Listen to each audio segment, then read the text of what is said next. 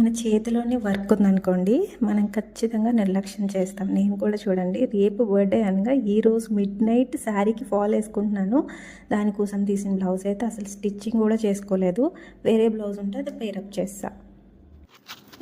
అమ్మ దగ్గరికి వెళ్ళి ఏం చెప్పాలి చూడు. హ్యాపీ బర్త్డే అమ్మా. ఏమని చెప్తావు? హ్యాపీ బర్త్డే చెప్తావా? ఫాస్ట్ పద వెళ్ళి చెప్పా. ఇలా చెప్పాలి.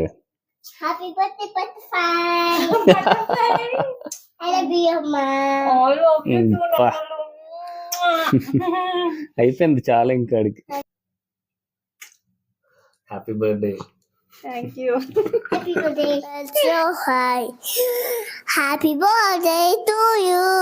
Happy birthday to you. Happy birthday to you.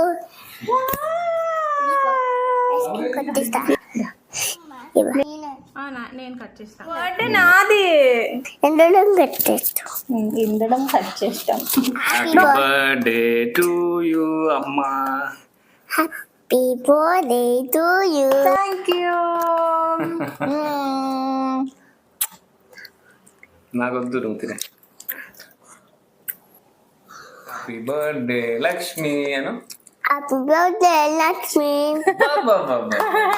Cutest birthday wishes from my son. And ఇదైతే చాలా మెమరబుల్, అందుకని అది రాగా అలాగే వదిలేసాను. ఇంకా నా బర్త్డే రోజే శివరాత్రి అవ్వడం వల్ల నేను శివుడు టెంపుల్కి వెళ్ళాను. చూసారు ఎంత రష్గా ఉందో. అండ్ అక్కడ నుంచి మేము అలా కంబాలకొండ వెళ్ళాం జస్ట్ కొన్ని ఫొటోస్ కోసం. నాకైతే అంత ఇంట్రెస్ట్ లేదు అండ్ ఎండ వల్ల కూడా చాలా చిరాగ్గా అనిపించింది.